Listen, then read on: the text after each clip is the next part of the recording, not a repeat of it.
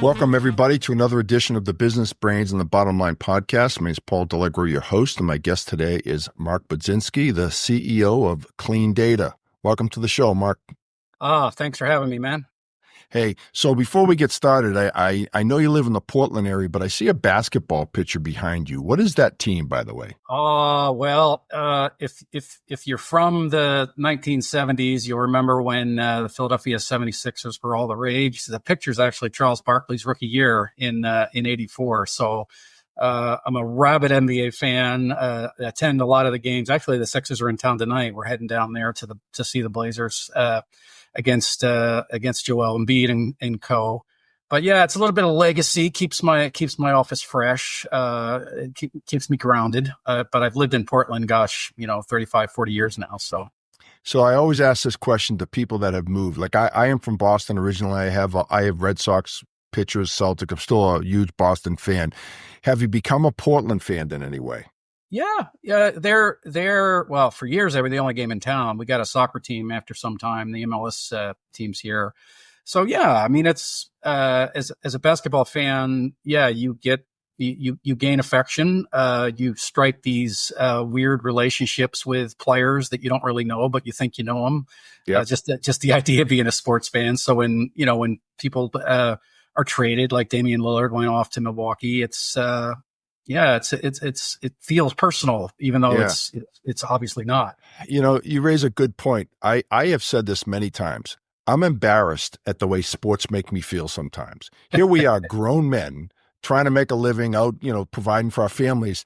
And when our team loses, like we feel like someone died. And but I'm saying they're not making me any money. They don't know me. Why should I be so invested emotionally?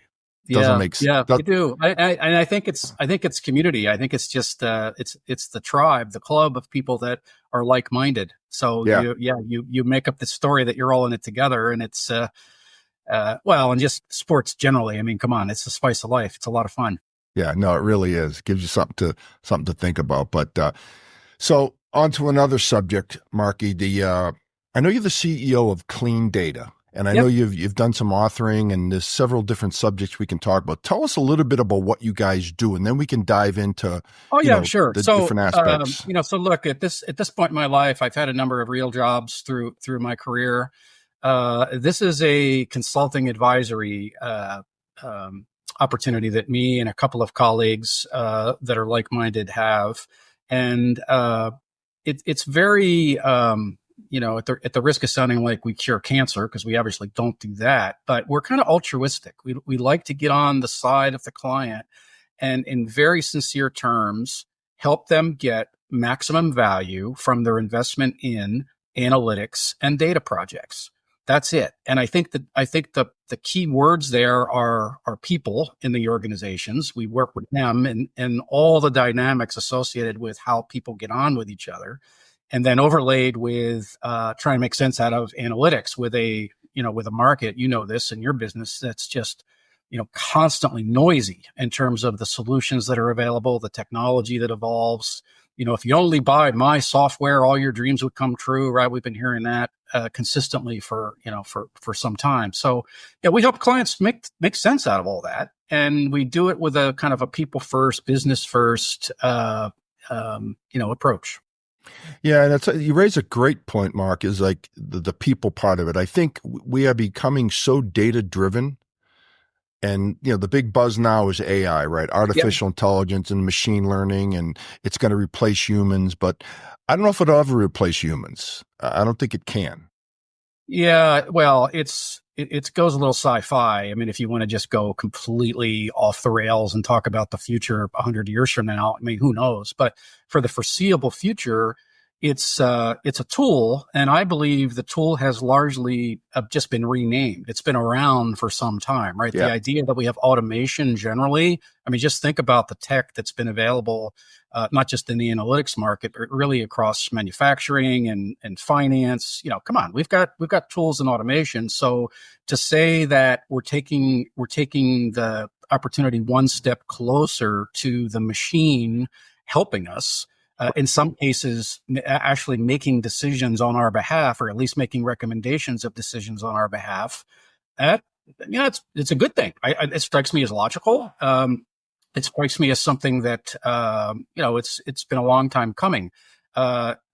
If you just hear the word AI and then you immediately associate that with with Star Wars, then your mind can race, right? That we're all out of work, we're sitting around while the AI is doing everything.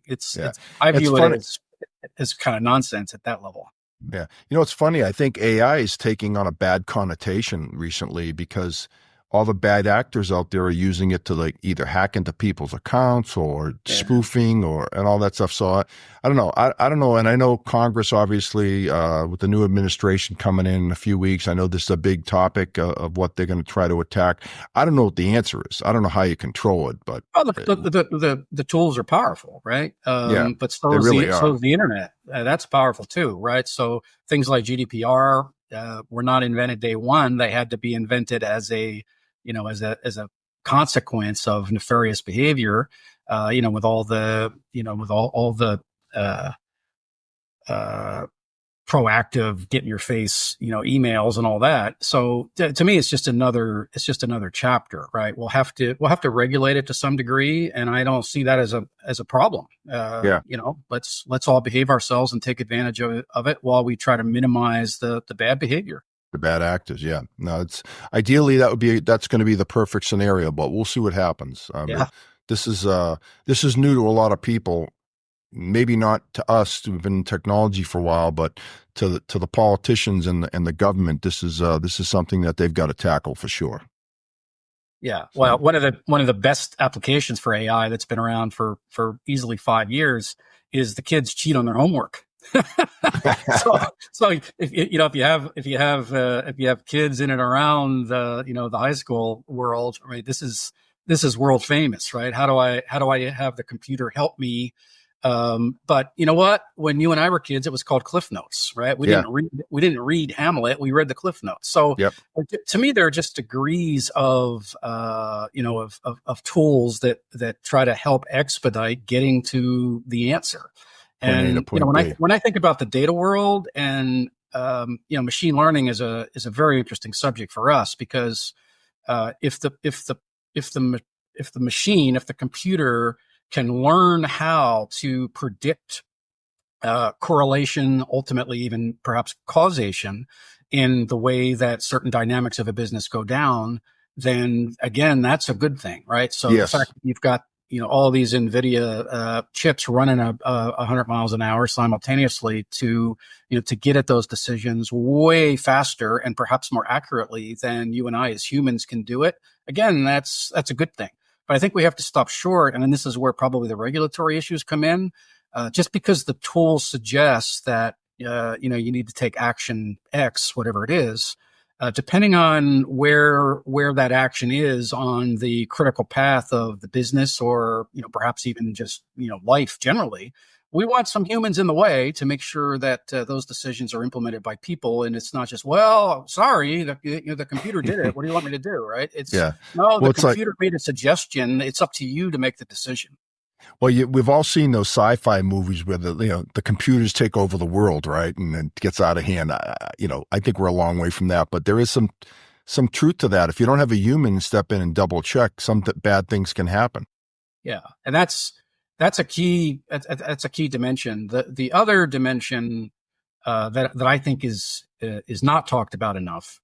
That is the old argument about garbage in, garbage out. The AI, the machine learning is only as good as its access to data, right? So if we think of something in the public domain, hey, AI thing, what should I have for dinner tonight? And I'm going to Venice. What are some good museums, right? So you can imagine how those answers, it's almost like Google on steroids, Sure. present Yeah. themselves, right? But if you're trying to do something with private data in the corporation, how good is that data?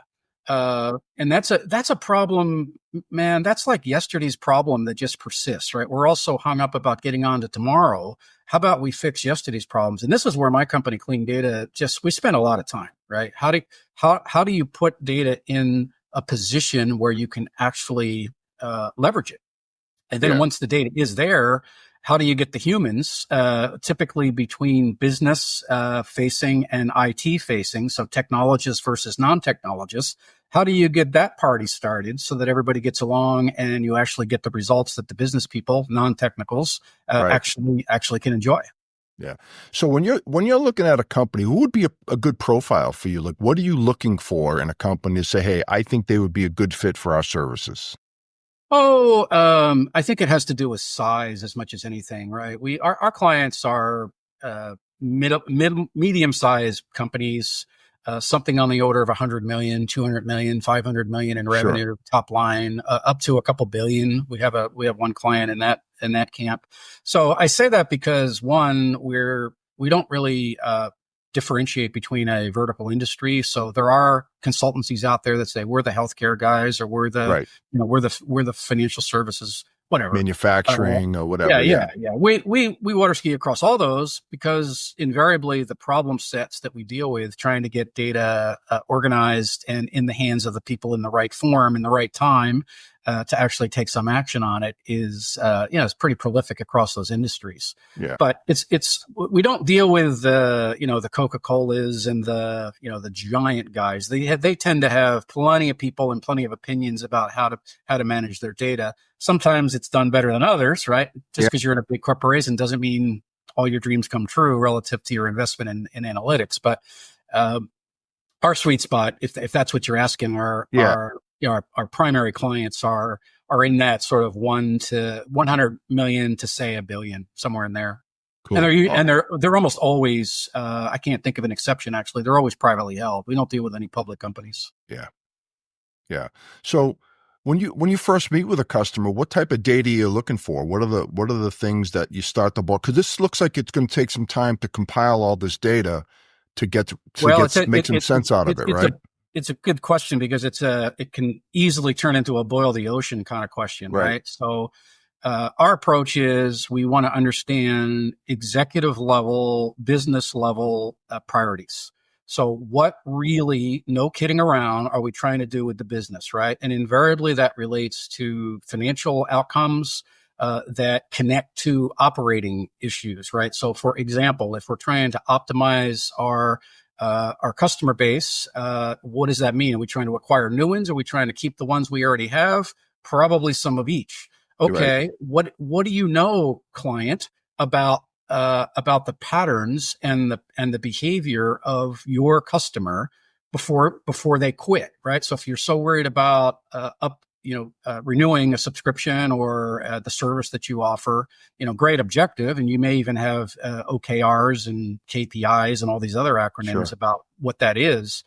How do we enable data to directly support that, right? So pretty quickly it gets to architecture and competencies and stuff like that. But what we try to do is it's almost like a triage, kind of a concept.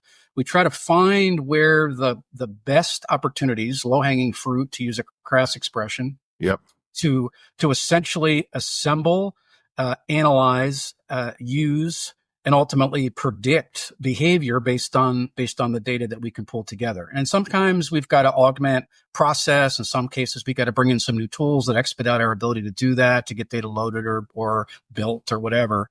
But to answer your question, like, how do we approach this? And invariably, that's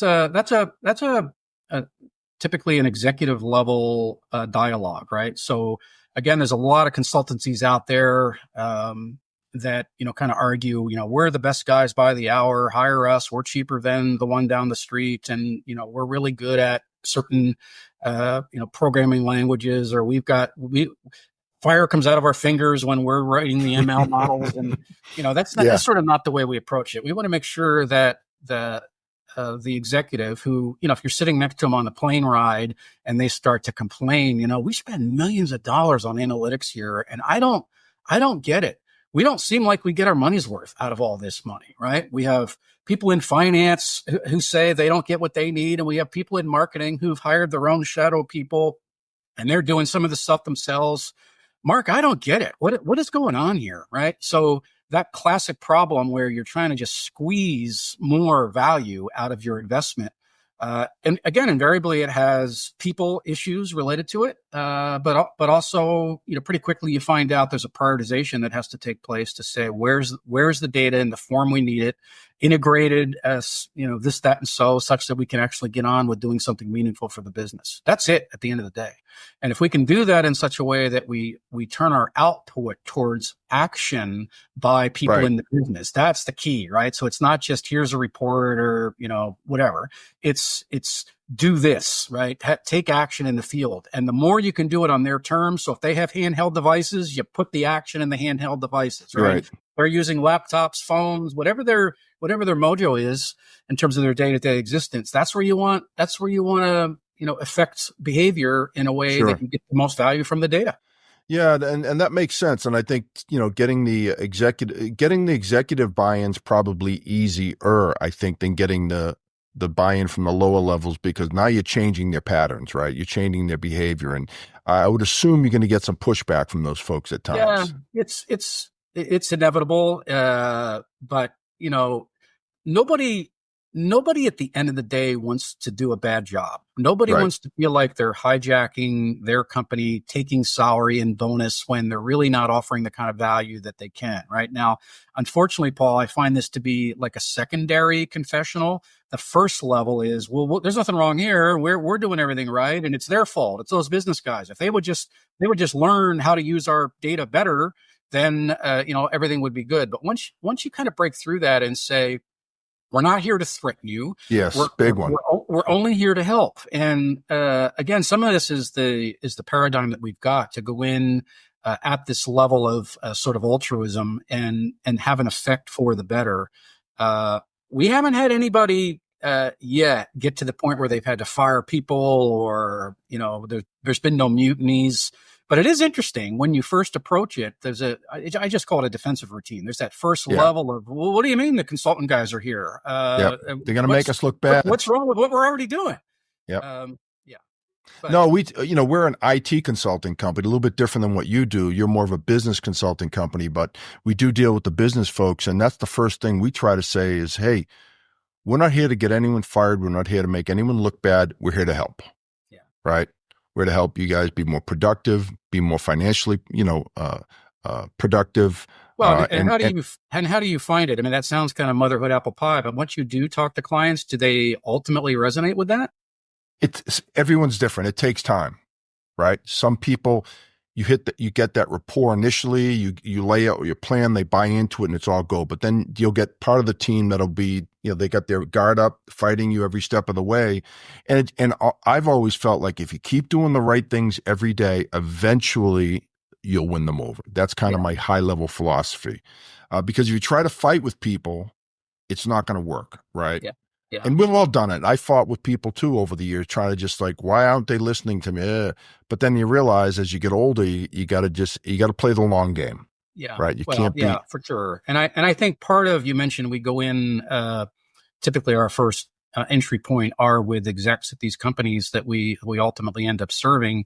There is a certain hierarchical advantage in that, right? Because again, if I as a middle manager, or I as an architect, or even I as a technical worker of some sort, I've got a new agenda, right? I've now got to offer something different than what I was doing last week, and now the consultant dudes and dudettes are actually going to help see that through. That's a major advantage, right? So unless they're going to argue with their CFO, CEO, CMO, and say, no, you've got it wrong. We actually are offering all the value we can. Right? It's a hard argument typically to win. at that level. So I think once it comes kind of tops down that says, no, we're going to do things differently. Yeah. These clean data guys suggest that we can get at the attrition / renewal problem significantly better than we're doing it already. They think they can offer something when it comes to market basket upselling to our current customers. They, whatever the business problem is that they want to focus on, market share, a better instrumentation in turning leads into sales opportunities that actually close, right? Everybody wants to have that problem resolved. Yeah. And it's amazing what you can do with data to offer efficiencies and actually even just the cockpit to see what the hell's going on. So you don't have marketing say, wow, we generate all the leads we could ever imagine. I don't know. It must be sales's problem, right? And sales is like, did anybody see those leads? They're all garbage, right? So that classic. Well, that's it. Let the data emerge and let's resolve the problem. Yeah. Well, it's funny you say that. I'm kind of chuckling as you're saying all this because every company I've ever worked for, it's been the same story, right? Yeah. Marketing generates all these leads that are pretty much useless, to be honest with you. And it's like, well, you just can't close business. Well, these leads are like not even good leads, but at any rate, that's a story for another day. I don't want to get myself in trouble with my company. So I believe it's very bi-directional. I think both parties, sales and marketing and the leadership thereof are sincere with what they're trying to do. Yeah. They're just not aligned and they're not looking at the same data. So if we in that example connect marketing to sales directly and say a marketing lead is going to directly relate to a sales lead, is going to directly relate to somebody making that first call, it's going to directly relate to where does it go in terms of the sales cycle unfolding. Yep. And we're going to track that transparently for everybody. And you know what? You're all gold and you're all paid on the outcome as opposed to your piece of the action, right? Which is another, I don't know, it's a passion of mine. I mean, it's a very anchor issue for me personally that transcends into the consulting practice, which is to have integrated team-based goals and team-based scorekeeping. And the more you can do that, we talk about sports at the outset of the podcast. I mean, think about a football team or something, right? Do you really want to go 0-6 to start the season, but yet the lineman is running around the locker room saying, "Hey, did you see all the blocks I did today? Aren't I great? I don't know what the problem is. I'm blocking my guy." Yeah. Like it's just absurd, right? Everybody has to get on the same page and in business, unlike sports, the scoreboards aren't always visible to the players in the game, right? So great point. How do we get that scoreboard defined, visible, and we're all looking at the same thing and say, okay, are we winning today? And is my contribution, whether I'm catching passes or playing defense or literally I'm generating leads or selling something or making something in engineering, am I making a direct impact on the scoreboard? Yeah, that's a great point, by the way. Just everyone contributing and I think too often when things don't go as planned, people start doing this, right? They start pointing the finger at everyone else. And I hate when that happens, right? Because I just think nothing good comes out of that.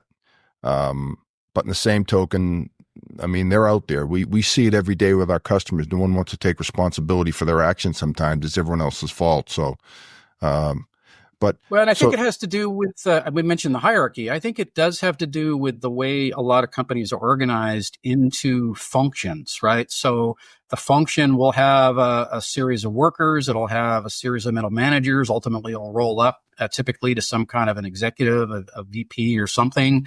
And, in the worst case, everybody's aligned with that function. And less aligned, maybe even doesn't even have any visibility into what's going on in the other function. So how do you cut through those silo-y things? I think guys like you and I and just consulting practices generally that can focus on that are, we can be a lot of help to companies think through the true business objectives and how do you get all these dots connected in a way we're all rowing the same way in the boat. Yeah, no, and if I could just add on to that, I think one of the advantages we have is we have multiple customers, so we have a broad range of knowledge of what most people do out there, traditional ways of doing things, and the latest and greatest technologies that are out there. Versus someone that's in one environment, they've always done it this one way, And we can come in and kind of open their eyes a little bit because we can draw from our experiences. And I think you probably do the same thing, right? You have a bunch of customers out there that you've helped.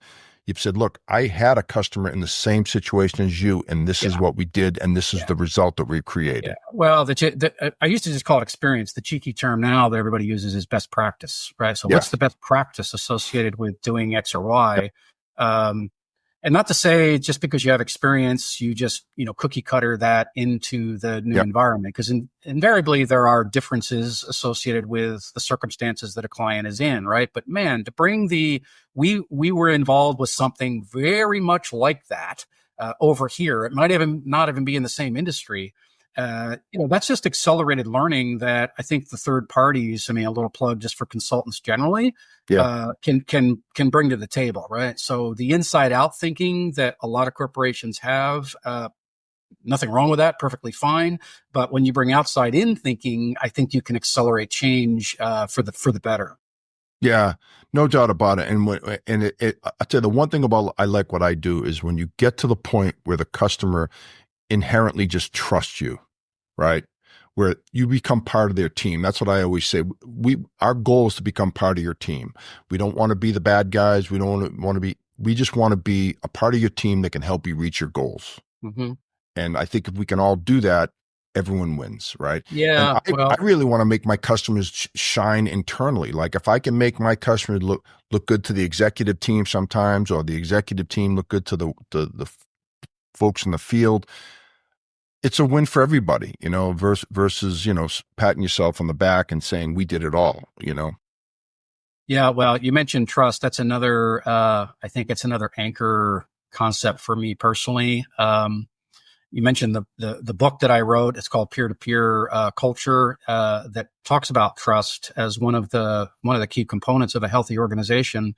And if you think about trust out in the wild, we're all trained from an early age to largely be distrustful of others until they kind of earn our trust. And that's just that's just like a human nature thing. And I think the sooner we can recognize that, particularly in a business setting, and break through that and say, look, Paul, I don't have to earn your trust. You don't have to earn mine. Let's just trust each other and go from there. And I think if you correlate that trust assertion with teamwork and say, okay, now we're hooked together, we're chasing the same scoreboard, if you will. Yeah. And then you put issues like empathy and what have you in the mix, right? You can do a lot of damage, right? Do I give a shit about your job and your success, and do you give a shit about mine? How do we hook those two agendas together? That's another, I think, people thing that is a missing opportunity in too many cases. Yeah, no doubt. So not to get in specifics of tools you use, but do you have a programmatic way of when you meet with a customer, once you find out the success criteria that they're giving you, that their goals they want to reach, do you have a program in place? You tweak it a little bit that you use to kind of programmatically go through. Well, yeah, sure. We have an approach we bring to every client, which is within the first 90 days, we want to assess the priorities, the current operating environment when it comes to the systems and competencies that are available, and what the opportunities are in the next 6 months to deliver something meaningful to the business. So we tend to have a 9-month initial engagement, 3 months of kind of sorting it out, gathering and 6 info. months of actually delivering something. Now, the delivering something, it really depends on the pendulum. In some cases, companies are very IT heavy. Most or all of the analytics work goes done there. In other cases, it's highly distributed, right? You've got a marketing analytics organization and you have a sales organization, and IT is, they're responsible for governance and maybe not a lot more in the case of analytics. Sure. And then there's the balanced approach, which typically called the federated approach. And so I think we go in with a bias, it's trying to find the appropriate balance. So if we're too IT heavy, how do we bring some competency into the business? If we're too business heavy and things are kind of like shadow everywhere, right? How do we bring some centralized competency to the table? So we're trying to often architecturally and in terms of organization bring balance to the table. But I think the better takeaway is not just balance in architecture, but let's deliver something to the business that has teeth, that actually moves the needle. And we just flat out assert we're going to get that done within 9 months, 3 months to get our shit together, and 6 months to deliver it. Yeah.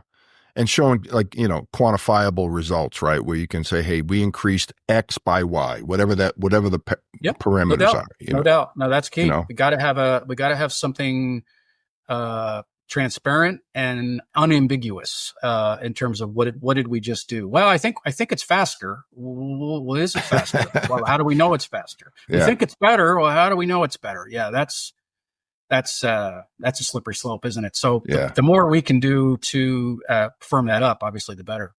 Yeah. Well, that sounds great, Mark. Any last words of wisdom for the crowds out there? I know we kind of went high level today because I didn't really want to get into the weeds on everything. I really wanted to understand what you guys do and, companies like yours, how they can help business. Because I know there's a lot of businesses out there that need help. Well, there's no doubt about it. And I think the firm that has competency in analytics, thank your lucky stars, right? That's, good for you for hiring and growing the right people. And to the extent you already are getting maximum value from your business from that analytics, again, good for you. But entirely too many cases, I think my parting shot is if you recognize, if you look in the mirror as an executive and you say, you know what, I'm not sure we do get the kind of value from analytics that I'd like to get, or that I perceive my competitors are getting, or my neighbor that we talk over the fence is getting in a different industry, then that's where consulting practices like Clean Data can make massive amounts of difference and do it relatively quickly. So I'd encourage your listeners to check us out, cleandatainc.com. Okay, you beat me to the punch. I was going to say, if someone wants to get in touch with you or your company, how do they do that? Yeah, that's it. Find me on LinkedIn, Mark Budzinski. That's easy to do. The big ugly face will present itself. But my company, Clean Data Inc, cleandatainc.com. Great. All right. We'll end on that note, Marky. Again, thanks for being on. I like talking a little sports with you too. That was a lot of fun. And if I ever make it out to Portland, I don't know when that'll be, or if you make it to Dallas, we gotta get together for a beer. Sounds great, man. Yeah, it sounds great. Thanks for having me on. I sure appreciate it. Oh, that was great, Mark. Thank you very much. And that's a wrap for the Business Brains, the Bottom Line podcast. This is Paul Deligro signing off. Till next time.